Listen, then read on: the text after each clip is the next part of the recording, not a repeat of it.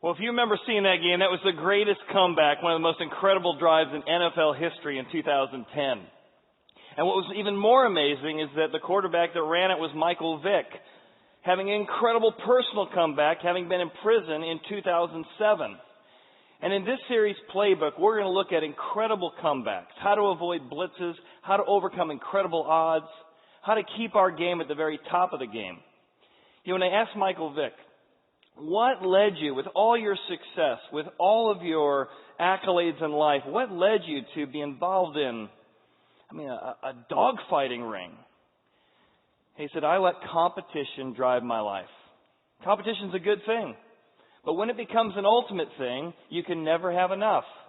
Even an NFL championship, even an NFL career could not quite feed all the competition he needed. So he thought he had to fund and have this whole competitive dog ring going on, which threw him into prison. And what's amazing is it was in prison that Tony Dungy came to visit him. Tony Dungy is a committed follower of Christ. And it's amazing that for many of us, we would say competition would never lead me to do that kind of thing. For many of us, the thing that we've turned into an ultimate thing is our reputation.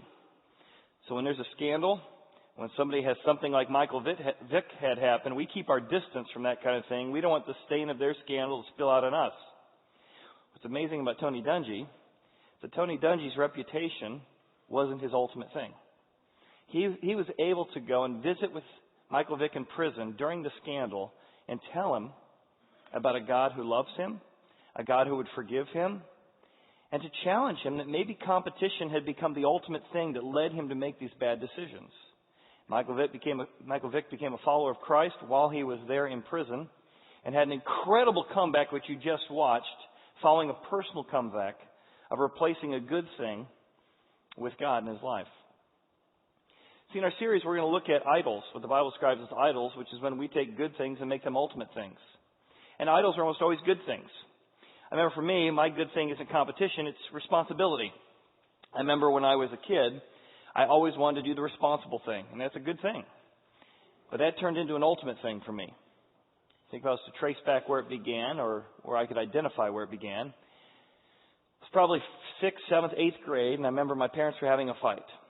I don't remember if this was a week long, a month long. My parents had a great relationship. I remember just being terrified in this one moment. I remember my dad decided to spend the night over at a house we had recently inherited about a mile away. And I remember that my mom didn't seem bothered by that. She didn't seem to be aggressively pursuing this. It seemed like a big deal. I had friends who were getting divorced or parents were getting divorced, and I didn't want my parents to get divorced. And I remember this feeling, this lie, this thought said, it's all up to you. I remember dragging my mom and my brother and my sister over to that house and watching my mom and dad. And I said, you guys got to talk about this. You guys got to fix this. And we watched as they interacted, and he came back home that night. And for the most part, my parents had a great marriage. But I remember there was something deposited in me that day that I'd already been developing, that I took a good thing and turned it into an ultimate thing. And that lie, it's all up to you. You're in charge of other people's behavior. You're somehow responsible for your parents' marriage, none of which my parents intended to put upon me, but I took a good thing and made it an ultimate thing. So 5 years ago, maybe 6 years ago now, we went through a series called Free. And in that, we started to identify what are the lies, what are the patterns, what are the good things in your life that are actually causing damage to you. My inability to set boundaries, my need for other people's approval, my tendency to enable or rescue other people. It really came from that lie. So I remember, I didn't own these shoes at the time, but I remember writing at the bottom of my shoes that lie. It's not up to me. It's not all about me on the bottom of my shoes. Because I realized that though I called myself a Christian, I was operating with my need to be responsible for everything as the functional God of my life. I wrote in the bottom of my shoes so I could stomp it out during the day. And I remember for about several months, it's not up to me. God's in control. I can't handle other people's behavior. I can't change other people's behavior. Over-responsibility will no longer drive me. I memorized a verse from the Bible, from the book of Proverbs. It says, the horse is made ready for battle. And I love that. I love being responsible. But victory is the Lord's. That ultimately God is the one that brings victory. And I found incredible freedom. Heard a story a few months ago I just revisited from a friend named Jeff that is a friend of a friend, and he shared that he wasn't driven by competition or over-responsibility. His whole life was driven by a fear of failure. And ironically, that fear of failure became his ultimate thing, and ironically, the fear of failure led him to failure. See, when he was real young, his dad owned a very successful company, a wine factory, I believe, or wine bar in Nashville. They had a lot of celebrities who would come visit there. They went to the local country club. But almost overnight, they lost everything. Reputation, success, networks. They were in the middle of a transition of a family business, and as what can often happen, the knives came out, a lot of hurt feelings, lawsuits. The combination of not selling the old business for as much as they hoped, combined with the cost of the lawsuits and the new business, the new partner was embezzling from him, and almost overnight they went from the country club to the breadline. All of a sudden his reputation, the money, all the things his family had built and made their main thing was gone. He spoke about sitting on his bed with a shotgun in his mouth, early college, and saying he wanted to end it all. Life isn't worth living without these things that he'd made ultimate things. He woke up the next morning with the shotgun in bed, mad at himself for not having the courage to do it. He had to start working because his dad went into a nervous breakdown, and in that whole process, he began working at a very young age and became the main breadwinner. But he had such a fear of failure, he did not want to do unto himself, unto his family, what his dad had done. He was embarrassed by his dad, and he was so scared of failing like his dad that became the main thing in his life, not failing.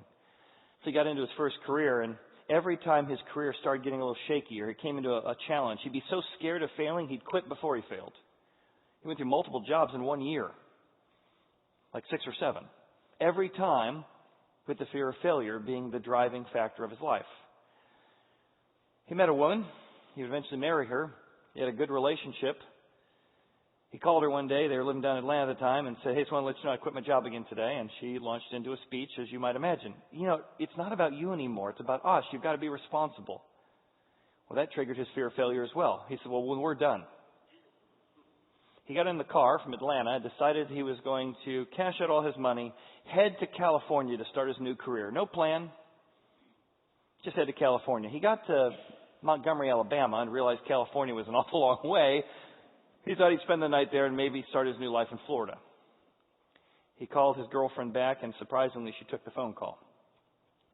He said that was the first time he ever experienced grace. Somebody loving him, caring for him, even though he didn't deserve it.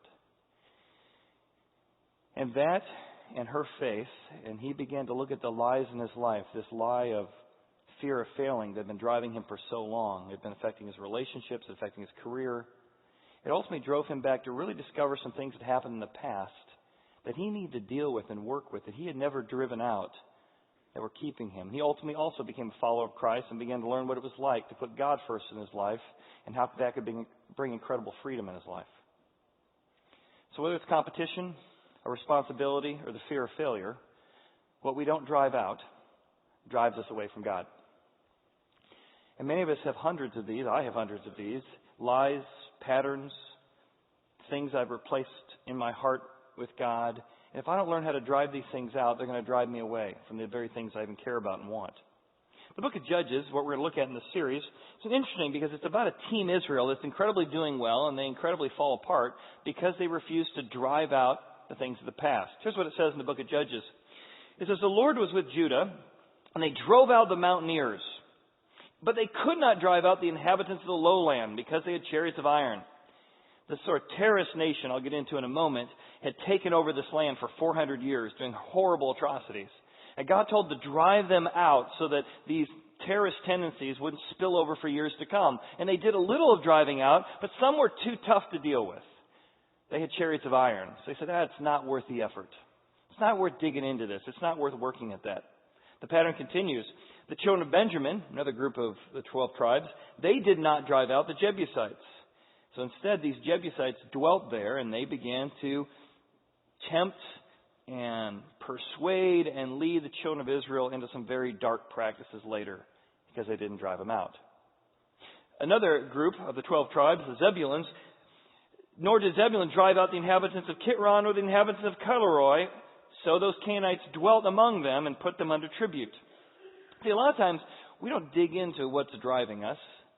We don't sort of find the work to say, why do I keep doing the same patterns over and over again? Because at some level we get paid tribute.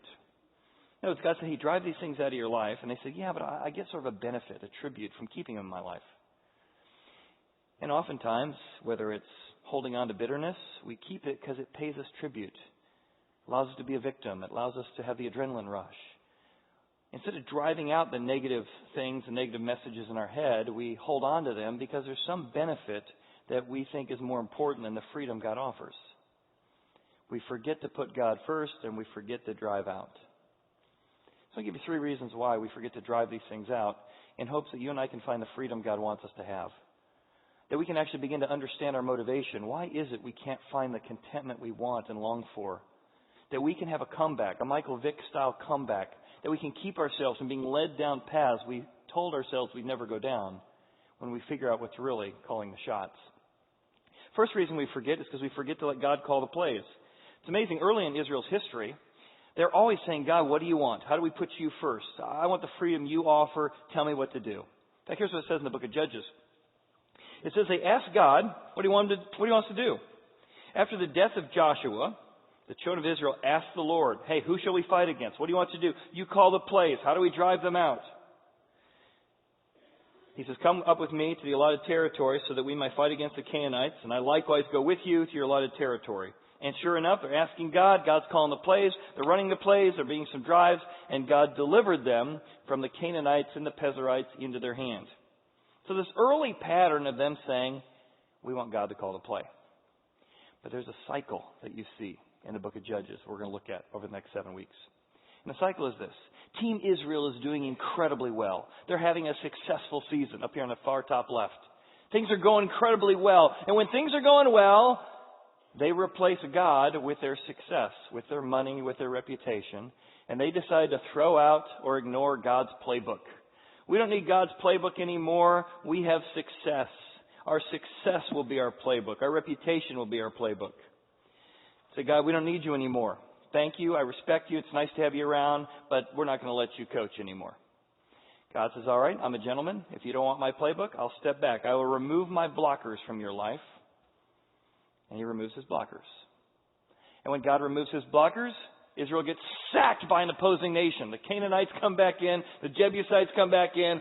The parasites, the mosquito bites, all of them come back in. And they're like, oh my goodness, why do we throw out the playbook? What happened here? Wow. And so Israel cries out for a new quarterback. God, we need help. And God graciously says, I got a new quarterback for you. They're called judges in that time. They were a spiritual and military and political leader. And that political leader would lead them back to victory. Incredible success. For years they'd have success, and then they would throw out the playbook. Now notice that pattern for a moment. When is Israel most in danger?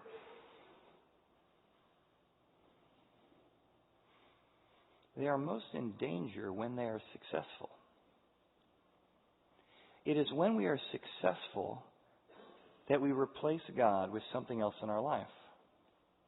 We don't think of success as a danger zone, but over and over through this cycle, every time they're successful, they exchange God's playbook for a different playbook. In fact, the book of Judges can be summarized at the end of the book. It says, in those times there was no king. And when there was no king, everyone did what was right in their own eyes, which is another way of saying, when God's not king of your life, something else becomes king of your life. It's usually yourself. And you do what's right in your own eyes. And here's the truth, and you can see it in other people if you can't see it in yourself. When you decide to determine what's right and wrong, you can talk yourself into anything. You can talk yourself into anything. Michael Vick, NFL, all that money, he can talk himself into running an illegal dog ring. You can talk yourself into sacrificing things you never said you would sacrifice. You give up the very freedom you longed for, hoped for. Tim Keller, in his book Counterfeit Gods, digs into this pretty deeply. He mentions a quote from Alexei de Tocqueville, who came to visit America. He had a lot of great things to say about America in his other writings, but he was struck by America's ability to put money and success and achievement so high, and yet at the same time having it all, not feeling satisfied. He called it a strange melancholy. He recorded in his famous observations on America, a strange melancholy haunts the inhabitants of the land. In the midst of their abundance, Americans believe that prosperity could quench their yearning for happiness. But such a hope was illusionary, because the incomplete joys of this world will never fully satisfy the human heart. See, here's what happens. We think we're modern people. We think we're skeptical of these primitive people in the Old Testament who are building up rock gods and then literally sacrificing their children to this God. What is wrong with these people? Why can't they be more enlightened like us? We would never sacrifice our kids to some big rock monster or some big god. That's ridiculous. Or is it? Remember when Eliot Spitzer had his scandals, the governor of New York? It was interesting that one of the commentators, Dan Brooks, wrote about how he had put his career ahead of all else and sacrificed the very things he said were important. Here's what he said. Our culture has produced a class of high achievers with rank-link imbalances. They have social skills for vertical relationships, improving their rank with mentors and bosses, but none for genuine bonding in horizontal relationships with spouses and friends and family. Countless presidential candidates say they're running on behalf of their families, even though their entire lives have been spent on the campaign trail away from their families. As the years go by, they come to the sickening realization that their grandeur is not enough and that they are lonely. Many of their children and spouses are alienated from them, and they seek to heal the hurt. That kind of stings, doesn't it? It's like, oh. In other words, when you make your grandeur or your career or your achievement your ultimate things, you do exactly, and I do exactly what those primitive people do. We sacrifice our children to our real God, our grandeur. We sacrifice our marriage. We sacrifice our health. We sacrifice our recreation because this becomes the most important thing in our life. You see, when God is not your playbook, you always pick up somebody else's playbook. And that playbook drives you. It might be success. It might be busyness. It might be your looks. But something will become your functional playbook caller, your coach.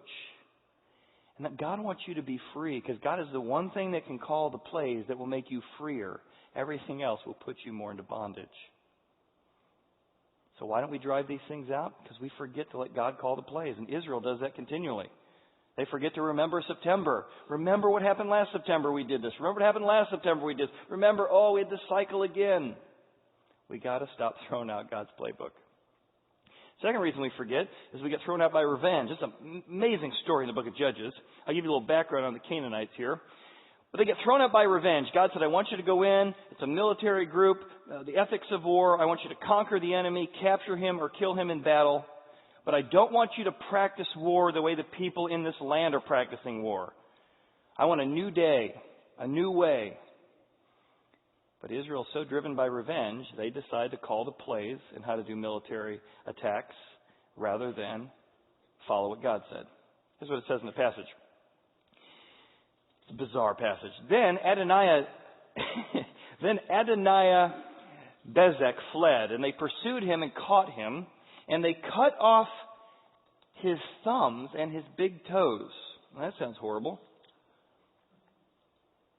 And Adoniah Bezek says, 70 kings with their thumbs and their big toes I cut off and used to gather scraps under my table. As I have done, so God has repaid me. Then they brought him to Jerusalem, and there he died. Now remember, the book of Judges is not advocating what we should do. It's describing what people do when they get away from God. In other words, there is this evil king. One of the reasons God sent the people into this land is because this terrorist group would come into your village and they would purposely maim you. They would cut off your thumbs so you couldn't work. They'd cut off your toes so you could never walk.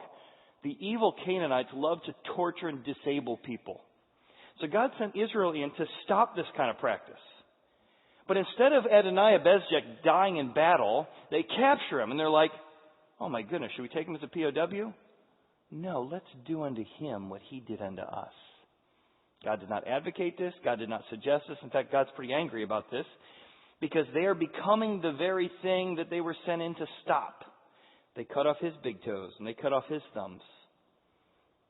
Why? Why would they do this? They were sent in here to stop this kind of practice. Why would they participate in it?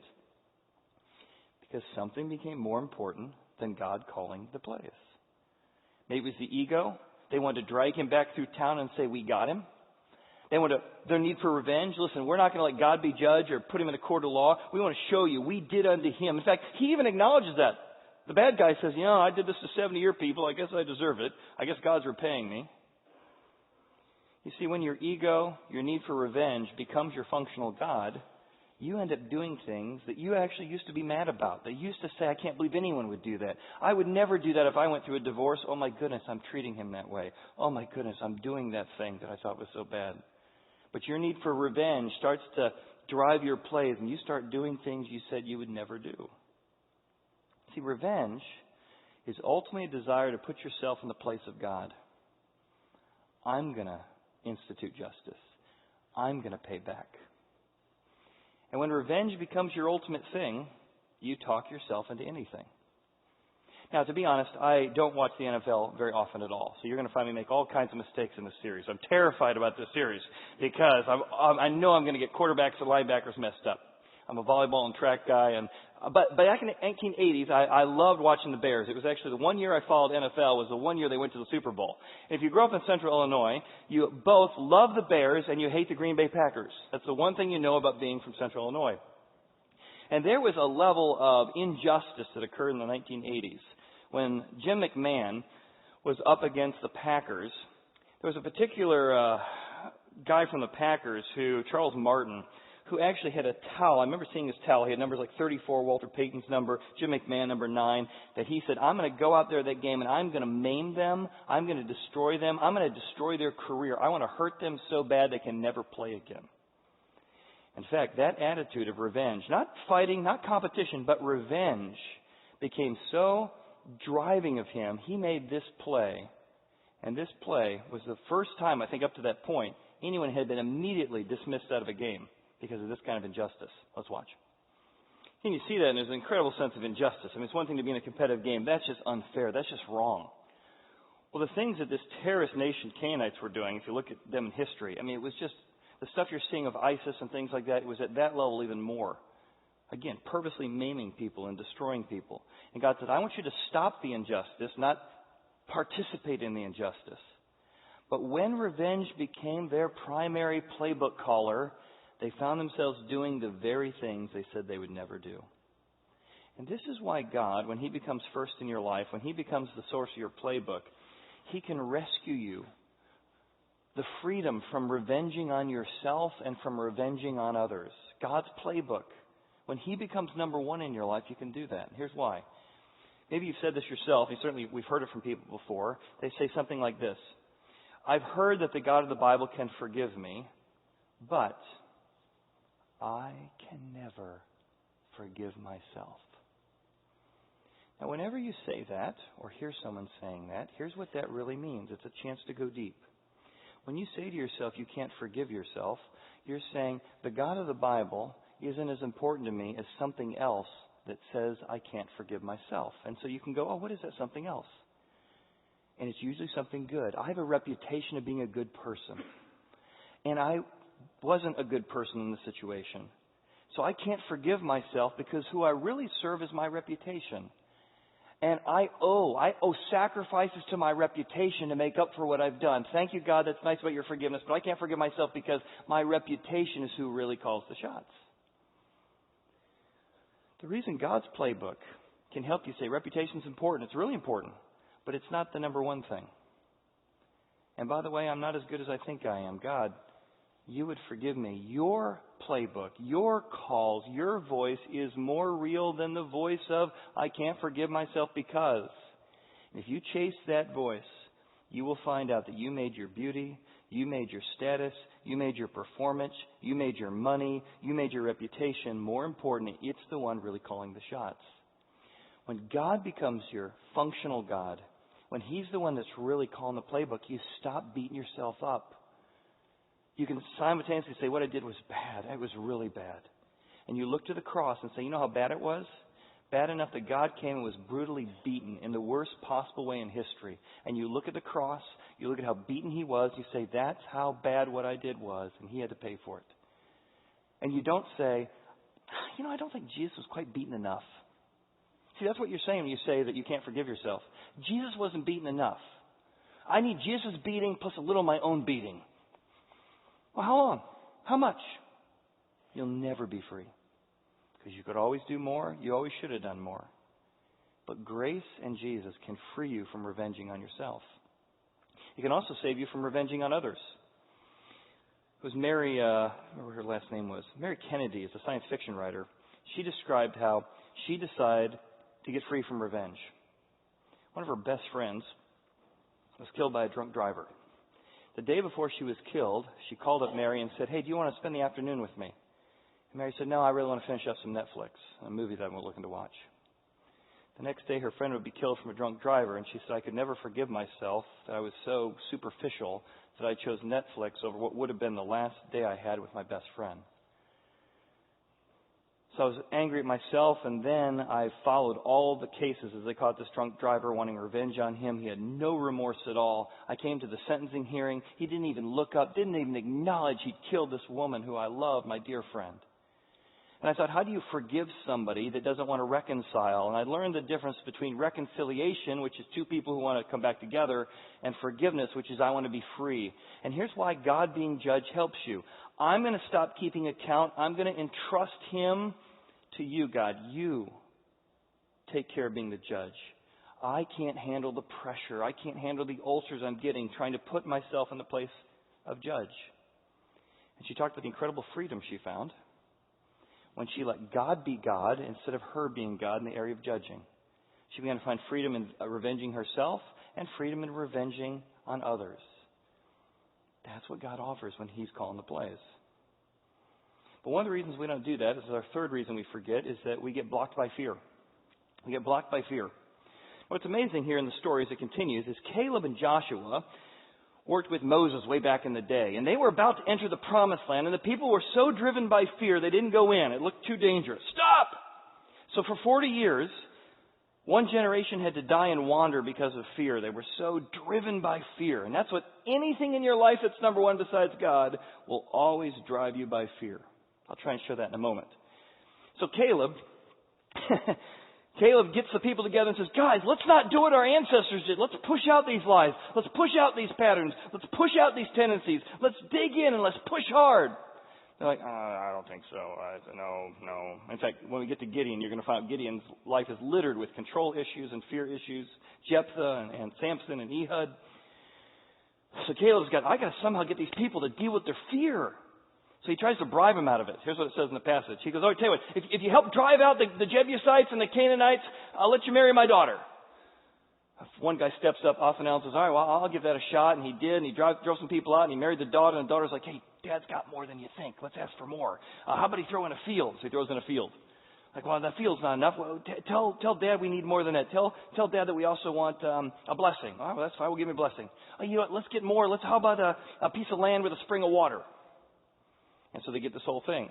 So instead of just saying, I got to drive out the ancestors, drive out the opponents, drive out the terrorists because they're evil, or because I want to protect my children and grandchildren, Caleb's got to resort to bribing them to do the right thing, to finally address their fears.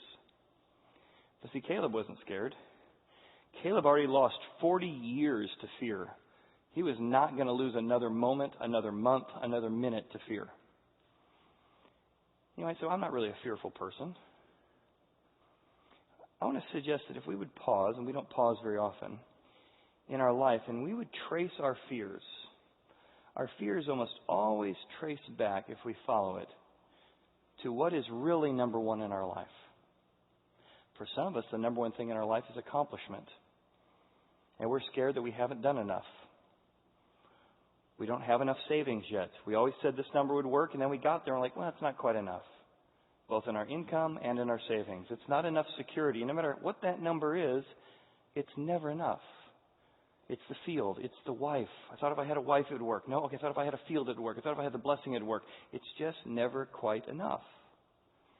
Just to give you a few moments to reflect on some folks who've been real honest about this. This is some few moments maybe of honesty from Madonna, Kevin Pollak in the movie Chariots of Fire. I want you to notice how all three of them will describe how when they put something in their life more important than God, though they were successful, though they had incredible accolades, it was really driven by fear. Madonna says, I have an iron will, and all of my life has always been to conquer some horrible feeling of inadequacy. I push past one spell of it, and I discover myself as a special human being. And then I get to another stage and think I'm mediocre and uninteresting. Again and again I go through the cycle. My drive in life is always pushing me. Because even though I've become somebody,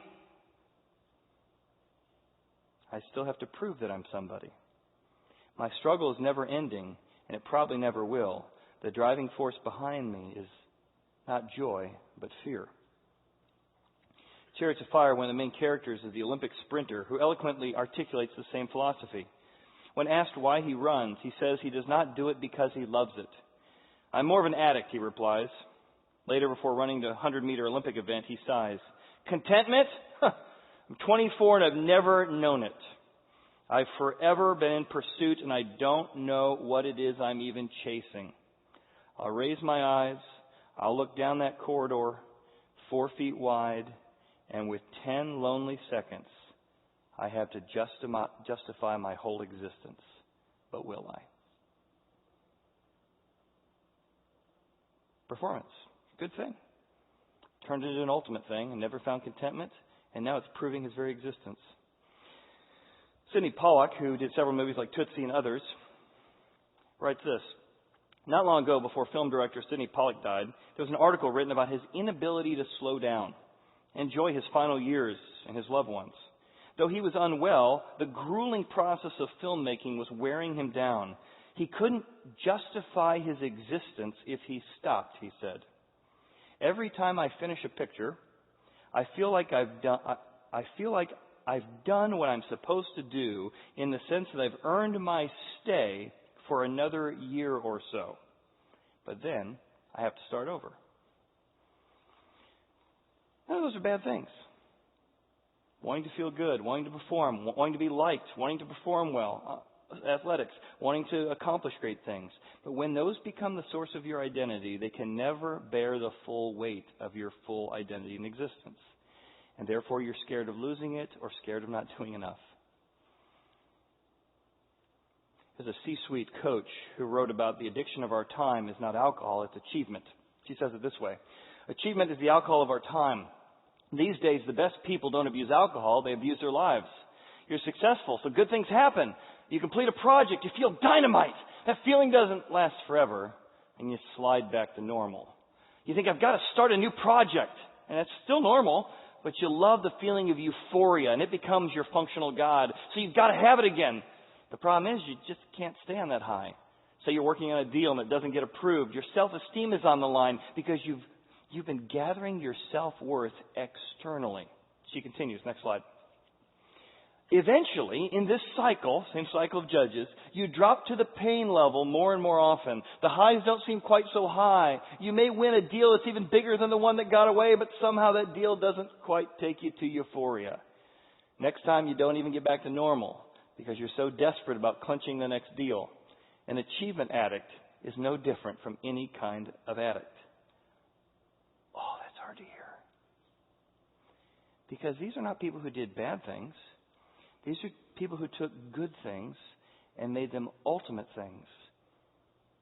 And they produce fear and discontentment because they just can't fully satisfy. That's what idols are. Good things we turn into ultimate things. See, an idol is something you love that drives you and crushes you by fear. How could something you love, that you've sacrificed your marriage for, you've sacrificed your hobbies for, you've sacrificed much of your health for, how could something you love sack you, crush you? I don't know if you remember John Lynch. He retired now. Great guy, but there's an incredible scene in one game he played where he goes back to back with his brother-in-law. So imagine, you're back to back with your brother-in-law, and John is known as a guy who loves to sack and sack hard.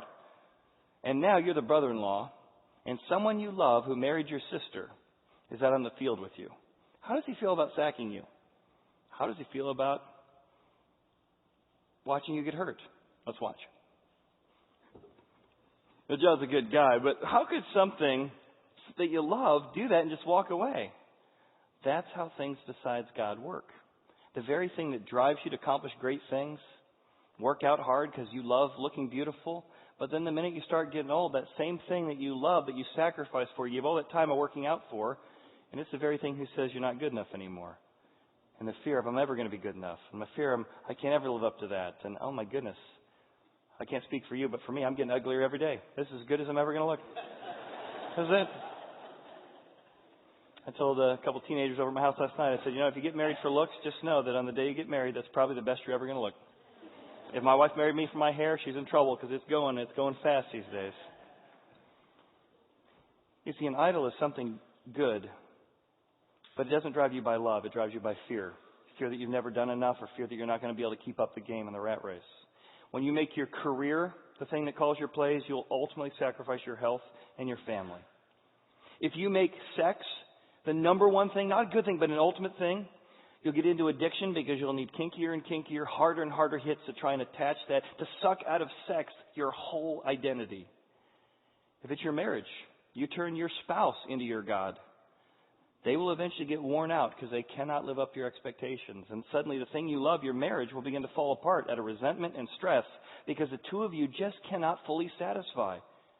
You can't get your full identity from something even good like marriage. Money. There's never enough savings. There's never a number that brings the contentment you're longing for. Sports activities, busyness. I know so many couples who say, we're doing this for the kids, we're doing this for themselves, and yet after weekend, activity after activity, no margin in their life, and the marriage ends in divorce because they grew away from each other because sports became the number one thing in their life. What we do not drive out will drive us away. So what's the response to this? It's we got to hit rock bottom, find out what's driving us before it's too late. Go back to that cycle again. Again, when was Israel in trouble? They were in trouble when they were successful. They were in trouble when they were at the top of their game. So the secret is to hit rock bottom up top. I want to hit rock bottom when things are going successful. Oh my goodness, God, I got more money than I ever thought. I got more reputation than I ever want. Things are going incredibly well. My family's obeying more than they ever have. This is great. Oh my goodness, I'm in trouble. I'm going to make my kids' obedience the source of my identity. Ooh. I'm going to make my marriage the source of my identity. God, help me when I'm successful. I got to hit rock bottom. I don't want to exchange your playbook for my playbook. Help me. Because you can go through the cycle, and you can hit rock bottom down at the rock bottom when you get sacked by a divorce, when you get sacked by something you told yourself you'd never do, and you're like, God, help me. And God will come to you and say, I want to help right where you're at. But the secret of life is hitting rock bottom when you're at the top of your game. And not forgetting who God is. And not forgetting that He's the one that can bring the things that you're after to begin with. Robert Griffin III was used to being paraded and celebrated. And yet he had an injury that just totally destroyed his next season. One of his coaches was quoted by saying, this is a guy who's used to walking into the room and being paraded, celebrated. And the problem is when he had an injury, his whole life, his whole identity was caught up in the fact that he was celebrated. And now that he can't live up to his old performance, he's not able to rise again. In fact, look what the coach said. His coach said, the reason is the injury slowed his legs, but it was his ego that would not allow him to hit rock bottom and grind his way back to the top. How many times in my life is it my ego that says, God, I know better than you. I don't want your playbook. I don't want to forgive. I don't want to give. I don't want to be kind to them. I want revenge. Hit rock bottom while you're still at the top. And if you do, you can have a comeback like Michael Vick, and we can rise again.